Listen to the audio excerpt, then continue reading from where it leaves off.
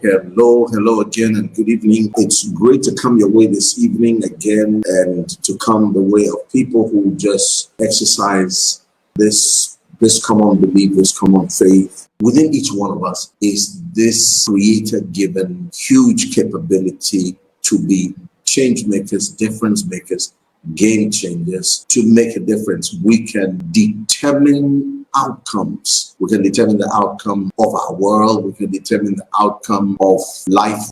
And not only can we determine that, but we can also actually make them happen. We always quote from the line within the American Constitution that says all men, that means all women, are created equal and we are each endowed by our Creator. The Constitution says with certain inalienable rights, but for our purposes, we say with the divine capability to be game changers and change makers. The point, therefore, is that we cannot excuse ourselves for almost permanently living in rot and in depravity, where we sit in no progress, no advancement. We cannot excuse ourselves that we cannot be what Singapore is, what Malaysia is, what the so-called first world is, what they've become and what they've done to their societies, particularly as Africa. Why? Because within each one of us, within each human being,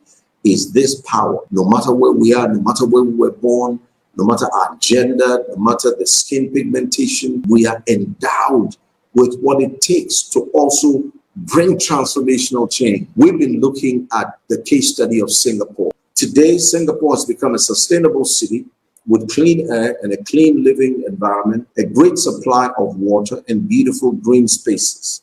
What many people overlook, however, is the fact that no good thing springs out of nowhere. It took effort, it took intentionality, it took deliberateness. Things don't just happen. Singapore didn't just wake up one day to find itself in this beautifully developed nation. No, it was effort. It was, first of all, intentionality and deliberateness. And that is one of the critical values of leadership. You must know what you want, because you cannot be deliberate, you cannot be intentional if you are purposeless, haphazard.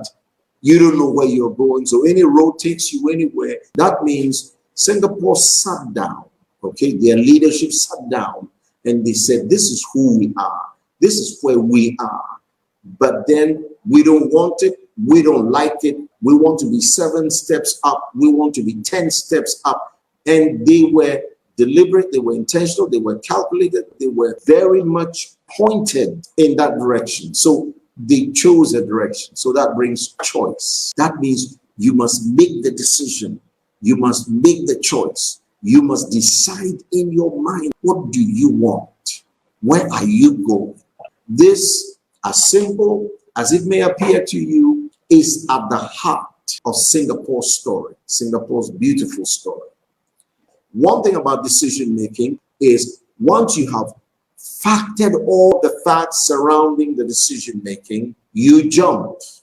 And if, just in case you entertain, what if I fall? Well, if I fall, I will get up again.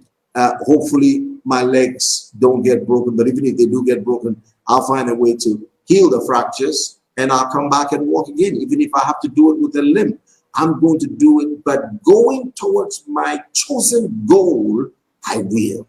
That resoluteness is at the core of leadership. This is what we want. This is what I want. This is where I'm going. This is how I'm going to get there. You must be, young people, 15, 12, it's not too early to develop this value, I'm telling you. And when you have this value, your friends cannot influence you to smoke and drink and do all the bad stuff. You have no vision of your own. For us in Ghana, the Galamsey will never stop. Illegal mining that literally depraves the environment and destroys the environment. We will talk about it, but it will continue. Why? Because it's not in the talk.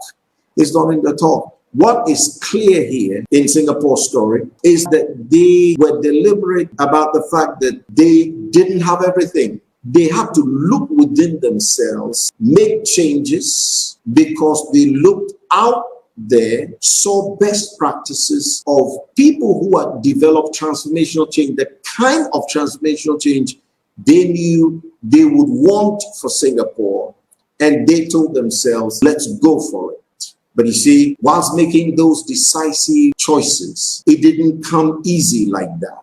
So what is then left to be done that's not done?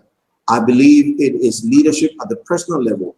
These things we are talking about, even though we find them in the context of a nation, they started at the personal level. At the personal level. One of the most dangerous things to do is to say, well, this is how I've done it. This is how we've done it. This is how it's been done. This is how I came to meet it. And so therefore, there can be no room for new thinking, innovative thinking, creative thinking. You must hate it with passion. You must hate it with passion if you're going to see transformational change.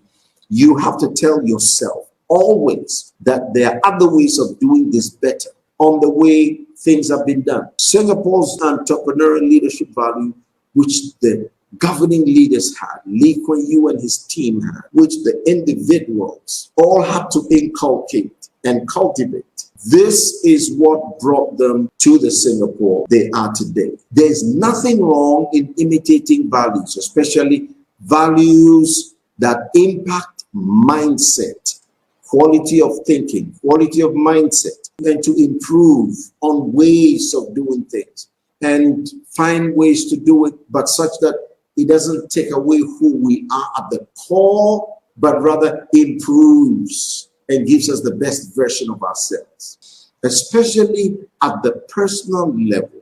At the personal level, they determined to imbibe these values. And these are the values: being deliberate, being open-minded, being embracing of values and best practices and models that offered great examples that delivered and gave them transformational change. Singapore suddenly began to rise. It was no magic.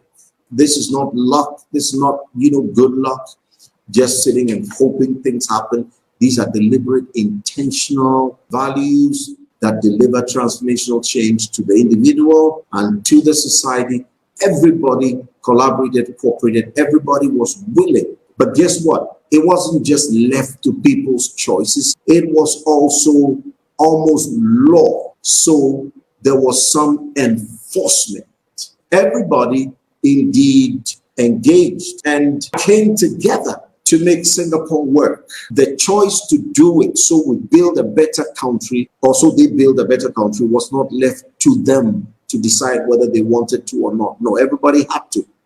And so I hope you've gotten something from, this evening's conversation. And so I want to thank you for making the time. Again, please like, subscribe, share. Have a good night and many blessings. Please take good care of yourself.